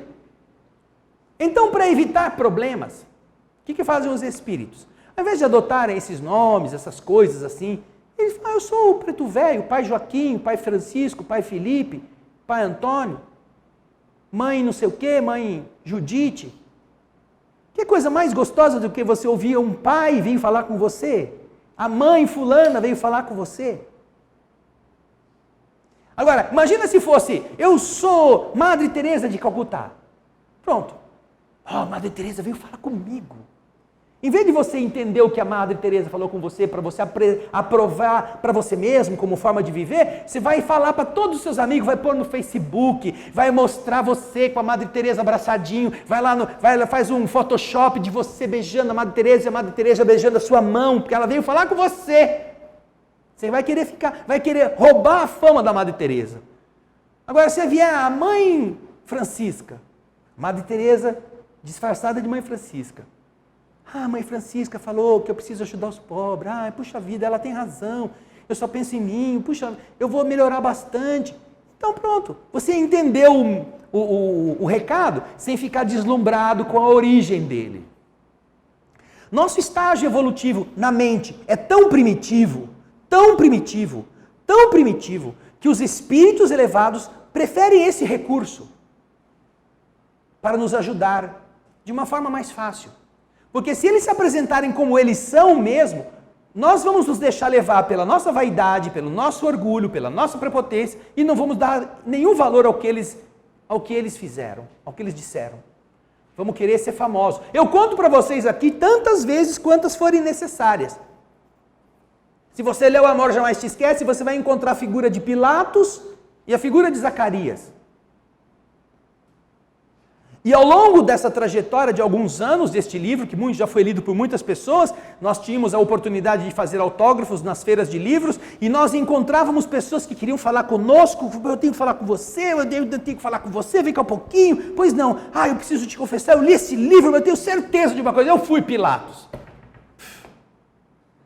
Eu fui Pilatos. Se eu soubesse que eu tivesse sido Pilatos, você acha que eu não contava nem para minha mãe.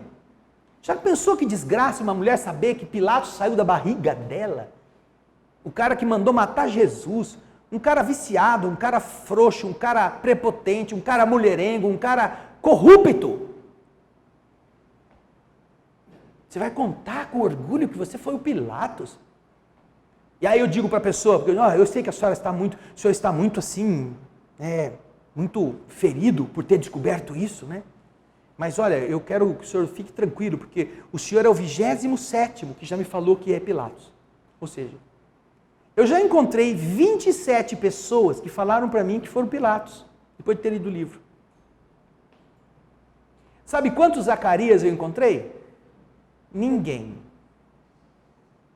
Ninguém veio dizer, olha, eu tenho vergonha de falar isso, mas eu tenho certeza que eu fui o Zacarias. Nunca uma alma apareceu para dizer que foi Zacarias.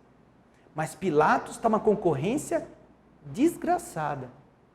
Todo mundo quer ser Pilatos. Eu fui o Pilatos, está lá na Bíblia, meu nome está lá, ó. Eu fui o cara do romano. Pô, mas você foi uma praga. Não, mas eu fui famoso. Todo mundo fala de mim. Putz, fala tão bem, não? Mas as pessoas se orgulham de dizer essas coisas. Elas que precisam te dizer que ela foi a pessoa famosa. Quando elas deviam ter vergonha disso. Por quê? Porque é a vaidade. Então os espíritos, Felipe, eles preferem se esconder muitas vezes em denominações dessa natureza, para serem mais eficientes, psicologicamente falando, para as crianças que eles têm que tutelar, que somos nós. Tá? Vamos aos nossos irmãos da internet. Agora a gente vai pegar as perguntas que ficaram pendentes, né, Ana Paula? Já? Tem alguma de hoje? De hoje tem. Vamos então às perguntas de hoje.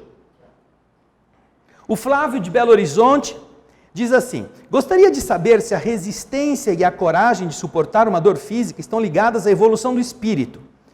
Bem, Flávio, nós poderíamos dizer que existem vários fatores que interferem na questão sem que seja necessariamente a evolução do espírito. Bem, uma coisa é verdade, os espíritos mais avançados, eles aprendem a ter um domínio maior pela mente sobre as exigências físicas, não só da dor. Aqueles que estão lutando para consolidar virtudes, a palavra virtude quer dizer força. A virtude não é um valor pacífico. A virtude é uma conduta que decorre de uma posição de resistência, que significa fraqueza de um lado e vontade de outro. Uma luta. O ser virtuoso não está purificado ainda. Ele é apenas alguém que está lutando para não se entregar à fraqueza. E nisso está uma virtude. Agora, os seres evoluídos, eles não lutam. Eles não precisam mais lutar. Porque já não há tentações que os despertem. Aquelas coisas já não os empurram para o abismo e eles então têm que resistir. Não, eles já não vão mais, eles não procuram mais aquilo. Então, os espíritos mais avançados, eles têm um padrão de funcionamento, de controle sobre si mesmos, em que estas coisas já não são mais de produzirem essas reações. Porque, vejam só, vamos imaginar a dor como uma insatisfação.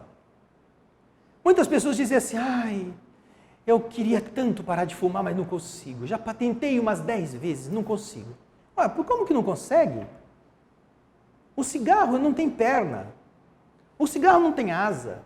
Ele não sai do boteco e pula na sua boca, aceso. Basta você não fazer nada e o cigarro não chega até você. Mas se você começa a lutar para ir contra, você sente dor, você se deixa imaginar que você precisa daquilo, e isso dói. Para algumas pessoas dói tanto que se ela descobre que ela corre o risco de ficar sem um maço de cigarro no fim de semana, ela não dorme, ela sai de casa, vai procurar para comprar o cigarro para ter o estoque. E ela não correu o risco de ficar sem o maço em casa. Mas isso não é uma dor física, mas é produzida por uma fraqueza.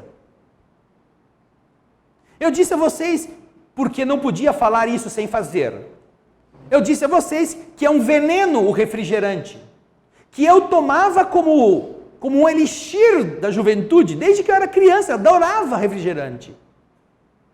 Aí um dia eu falei, não vou tomar mais refrigerante, não tomei nem para matar a saudade, nunca mais, faz mais de 3 anos, que eu não ponho nenhuma gota de refrigerante na minha boca.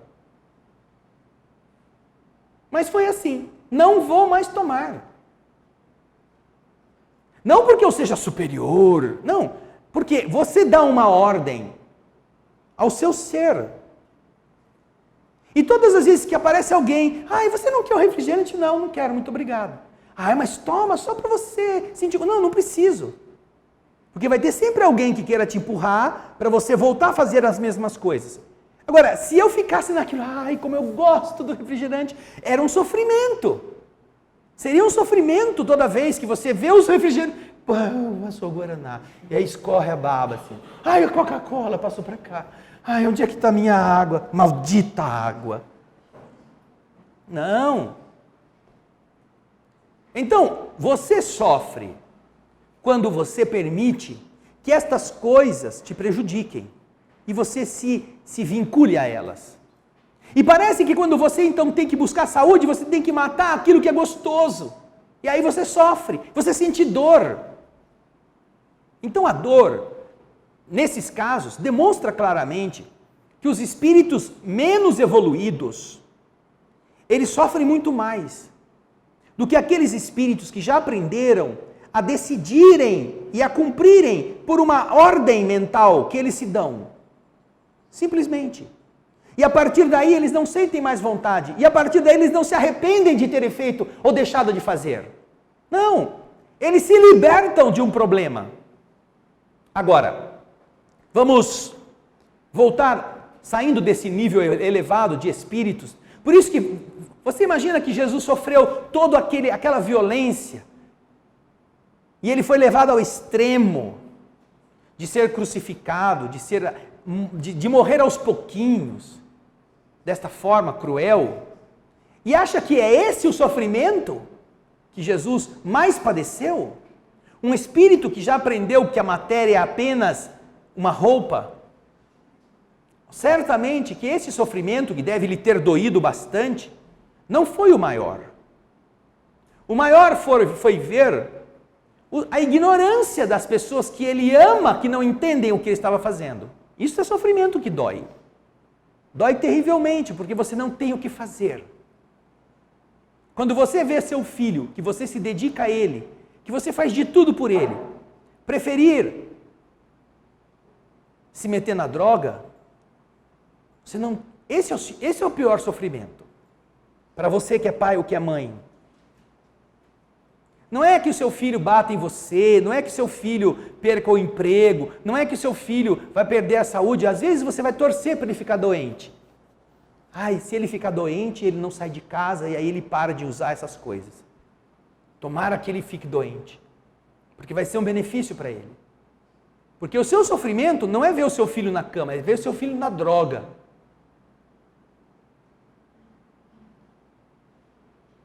E então, esses espíritos sofrem por outros valores, não pelos nossos.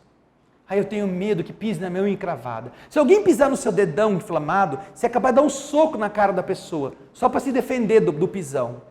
Você não pensa, mas a pessoa não viu o seu pé, mas tem que ver, porque meu pé está doendo. Então veja só que padrão que nós temos de controle das nossas dores. Agora, existem fatores biológicos que dão a certas pessoas uma resistência maior. Por exemplo, vocês já notaram que os homens são muito mais frouxos para a dor do que as mulheres? Porque as mulheres, elas têm, na sua estrutura biológica, a construção do corpo para o parto. Para o parto. E o parto não é fácil.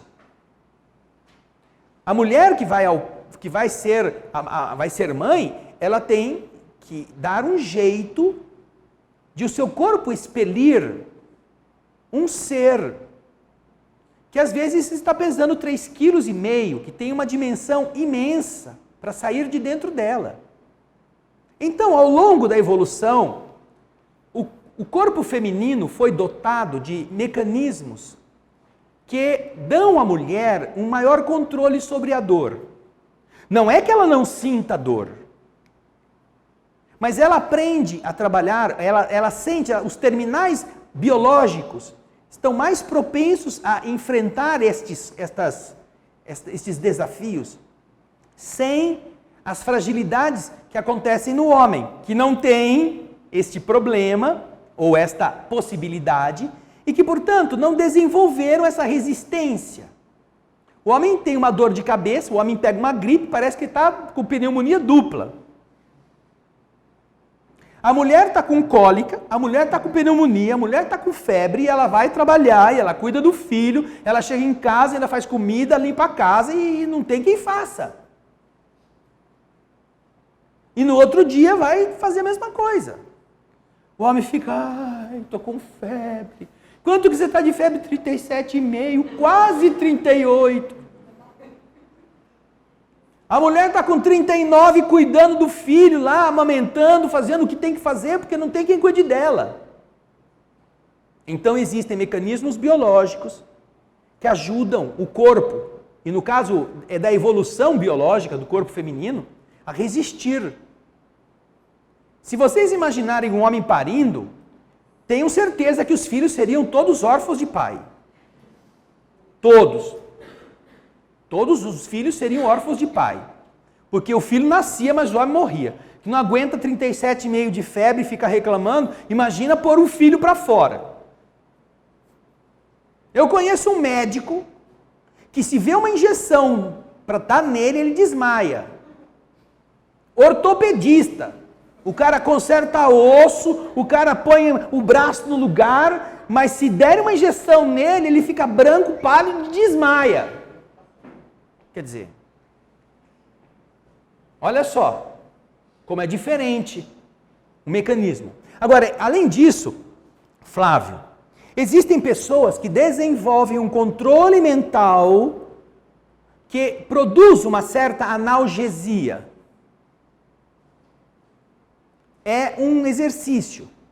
Você pode usar a mente para criar caminhos que neutralizem o impulso da dor. Na verdade, é um impulso elétrico que chega ao cérebro. Se você bloquear, e isso os que fazem acupuntura dominam, os que entendem do fenômeno da acupuntura, dos meridianos energéticos, as pessoas chegam com dor, que não conseguem andar nos consultórios de acupunturista, o cara põe uma agulha e a pessoa para de sentir dor e sai andando. No ponto adequado, aquilo bloqueia o impulso e a pessoa não sente mais a dor. Que continua ali, só que não chega. Então, algumas pessoas desenvolvem a técnica da acupuntura através deste estudo, mas outras pessoas aprendem a bloquear o impulso nervoso através do pensamento. Eu conheci uma pessoa que ia ao dentista e dizia assim: eu não quero que você me anestesie, me dá 10 minutos. Então ele se concentrava e depois de 10 minutos concentrado ele dizia para a pessoa: pode fazer o serviço no dente. E a pessoa abria o dente, abria a polpa do dente, sem anestesiar, e o cara não sentia dor. Por um exercício mental. É como o faquir, né? Faquir fica 40 dias enterrado, sem respirar, quase sem comer, sem nada, e sai vivo, porque tem um controle mental. Descobriram, e vocês podem encontrar essa notícia na internet, descobriram um Buda mumificado de 300 anos em uma caverna lá na Índia, deve ter sido na Índia. E aí vieram com a notícia: o cara morreu mumificado. Aí os Budas disseram: não, ele não está morto. Ele domina uma técnica de sair do corpo, ou de diminuição da sua capacidade vital, de tal forma que ele está vivo há 300 anos nesta condição. Os monges budistas conhecem essa técnica. E este era um dos fatores mais sublimantes de um monge. É chegar a esse estágio de dominar este processo, e o corpo dele a pele vai ressecando, porque ele não vai tomando água, ele não vai comendo, vai diminuindo todo o metabolismo, e ele fica como se fosse uma múmia, seco. Isso foi descoberto essa semana, você viu? Você viu? O Gaspar está aqui, ó. Vou mostrar. Eu não sou louco sozinho. Vai lá, Gaspar. Você viu? Você viu, Gaspar? Eu vi, ele deu uma nota. Ele estava até com Isso. o manto, tudo certinho, ele estava em posição de Isso meditação. aí. Não era alguém que sofreu um trauma, uma coisa assim. Não, ele morreu, segundo os caras estavam vendo, achavam que ele tinha morrido em meditação.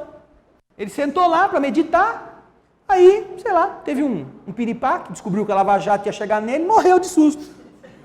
Não era nada disso, ele estava vivo, segundo os monges. Agora, se ele vai conseguir sair do transe, isso aqui, ó, a Ana Paula colocou.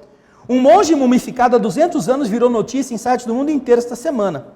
Segundo budistas veteranos, ele está vivo e num estado profundo de meditação. O religioso foi encontrado no dia 27 de janeiro no distrito de Ulaanbaatar, na Mongólia. Olha aqui. A veste, tiraram a veste do pobrezinho, mas ele estava vestido. Dá para ver aí, Andrezinho? Isso é notícia de agora, ó, deste ano. Então, existem pessoas que desenvolvem um controle, não digo a este nível, um controle menos profundo é suficiente para diminuir a dor. Olha, você pode fazer isso, Flávio. Volta lá para o Flávio, Ana Paula, por favor. Algumas pessoas têm medo de injeção, de agulha entrando na carne, porque dói. Quando você estiver numa situação dessa que você não tem como fugir, nem desmaiando, sabe o que você faz? Faça um outro teste. Você começa a se beliscar. Na hora que o cara vai te aplicar a injeção, pega na perna assim, começa a se beliscar na perna. Sabe por quê? Porque quando você belisca, o impulso que você está produzindo, ele se transfere para o seu cérebro pelo mesmo tronco nervoso que dá a ideia da dor. A dor da injeção. Então você vai sentir o belisco, mas não vai sentir a picada. Você não tem dor da picada porque você está com a atenção do seu cérebro concentrada no belisco que você está dando em você mesmo. É uma técnica. Você está usando o quê? Um mecanismo externo, uma força mecânica, que está ocupando o tronco, que vai levar o impulso da dor, não com a dor da picada, mas com a dor do seu belisco. Você não tem medo de se beliscar, não é? Mas então, você se belisca, aí quando passou, você já nem sentiu que foi picado. Pronto. É simples. Então, não é sinônimo de evolução, né? Algumas pessoas que desenvolvem a técnica são às vezes até perversas. Elas fazem o mal. Não quer dizer que só porque a pessoa controla a dor ela seja melhor. Algumas melhoraram em função da sua da sua resistência, da sua maturidade de espírito. E aí sim, pode ser um efeito. Ou pelo menos não ter medo do sofrimento. Tá bom? Flávio, dava para falar isso aqui uma semana sobre diversos temas, mas infelizmente eu não vou poder fazer isso hoje. Muito obrigado. Fala, Juliana. O Felipe ficou enganchado na cadeira. Vocês deviam ter visto isso. Ele foi tentar sair do banco e não conseguia. Ficou enganchado. Fala, Juliana. A Andréia, ela falou que ela, a Daniela, falou que ela, o marido Roberto e a mãe Cláudia nos assistem de Atlanta, nos Estados Unidos. De Atlanta, ok. Obrigado, Daniela. Um abraço para você, para o seu esposo, para sua mãe. É uma honra muito grande para nós termos vocês na audiência da TV Alvorada Espírita hoje. Deve ser ela que escreveu aqui, não é? A Daniela fez a seguinte colocação. Olá, André. Moramos nos Estados Unidos e queremos agradecer primeiramente por nos permitir estudar com você. Gostaria de saber se você sabe se tem alguma menção na Bíblia sobre os espíritos protetores. Agradeço mais uma vez a oportunidade que você trouxe para nossas vidas. Que Deus os abençoe. Queridos irmãos que participam deste lindo projeto. Abraços fraternais, Daniela da Silva. Estados Unidos, Atlanta, não é? Ok. Bem, Daniela, a Bíblia tem 66 livros católicos e 73 livros para os evangélicos, não é? Ou seja, a Bíblia é um conjunto muito vasto de livros desta natureza. E você tem no Velho Testamento várias passagens que falam de espíritos com finalidades protetoras, que chegam para guardar ou para dar notícias a respeito de situações. Existem inúmeras passagens. Eu poderia citar rapidamente espíritos que estão ajudando, por exemplo, a anunciação de Maria, que vem dizer que vai nascer por ela um ser. O espírito que estava também anunciando a vinda de João Batista, que anuncia que a mulher velha que não concebia vai ser mãe. E o marido, que duvidava, fica mudo quando ele entra no tabernáculo. Nós temos espíritos que falam sobre as proteções que dão a Moisés todo o processo de libertar o povo egípcio. Nós não podemos esquecer da tarefa de Javé, ou Jeová, como protetor do povo, usando Moisés como médium. Temos entidades que atuam beneficiando os seres que estão envolvidos na tarefa missionária do Cristo, trazendo essas línguas de fogo para a superação dos desafios em Pentecostes. Nós temos inúmeras referências não com este nome, anjo, guardião, espírito protetor, que eu me lembro nesse instante, não é? Agora, eu posso depois fazer uma pesquisa, Daniela, com mais dados, com mais detalhes, com mais tempo, para que numa próxima ocasião nós possamos, inclusive, pegar trechos específicos e comentá-los a respeito dessas menções a espíritos protetores. Com este nome, espíritos protetores, eu não me recordo de ter nenhum tipo de manifestação, mas pode até ser que exista. A Bíblia, como eu disse, a Bíblia evangélica tem 73 livros, enquanto a Bíblia católica, ou melhor, o contrário, a Bíblia católica tem 73 livros e a Bíblia evangélica tem 66. Existem aí livros a mais em uma do que na outra. Então você tem uma série de fontes muito vastas para pesquisar. E eu, agora de cabeça, eu não posso lhe dizer com essa segurança, seja no Novo, seja no Velho Testamento, ou os que me vêm agora à mente são essas referências de espíritos que estão com funções protetoras, seja de povos, seja de grupos, ajudando a erguer este pedestal que depois vai servir à evolução da humanidade. De qualquer forma, eu agradeço a participação sua, da sua família e o interesse pelas coisas espirituais. Muito obrigado, Daniela. Um grande abraço. Agradecemos agora aos mais de 1.100 que estão participando do estudo desta noite e aos que estão aqui hoje, fisicamente, e pedimos que todos agora nos unamos através da prece que encerra o encontro de hoje. Vamos fechar os olhos. Obrigado, Jesus, por podermos utilizar o pensamento,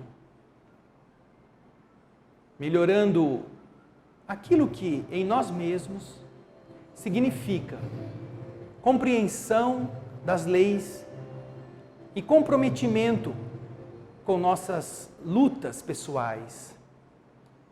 Certamente, querido Mestre, em nós são abundantes os defeitos e escassas as virtudes, mas já estamos pretendendo sair da condição de espíritos neutros e migrarmos para a ordem da benevolência, a ordem daqueles que já não querem mais fazer o mal, que não têm mais o prazer, que não desejam mais cultuar, nem obter os favores que a maldade aparentemente confere aos seus agentes. Com sinceridade no coração, Senhor, sem dizer que já tenhamos condições de estar aceitos neste grupo, lutamos com sinceridade, como dissemos, para vencer nossas debilidades e assumir todos os dias as atitudes, não para que sejam admiradas pelos outros, mas que correspondam à autenticidade dos nossos propósitos. Obrigado pelos espíritos amigos que nos amparam, que nos ajudam a ter esta coragem ou a ter a vontade de não esmorecer diante dos desafios. Obrigado aos protetores que tudo fazem para que nós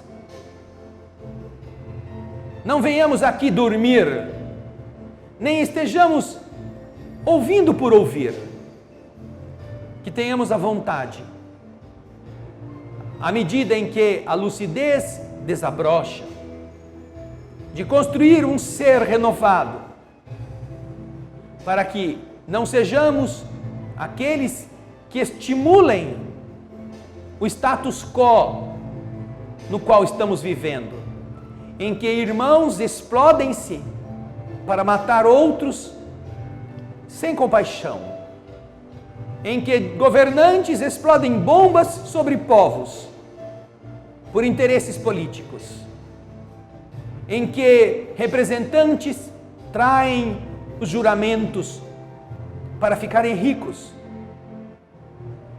sem compaixão do povo que deveriam defender. Nós não desejamos mais isso, Senhor, para nós mesmos. E por isso lutamos para que sejamos diferentes. Lutamos para que nossas ações não sejam semelhantes a daqueles que, observadas todos os dias, têm produzido tantas lágrimas. Obrigado por nos dar o rumo e por nos darem aqueles que nos orientam para segui-lo. Porque não poderemos dizer que erramos por não saber ou por não ter quem nos orientasse. Que não falhe a única coisa que depende de nós, a nossa vontade de agir. É isso que queremos te pedir na prece que deixamos aos teus pés, encerrando o encontro desta noite. Pai nosso,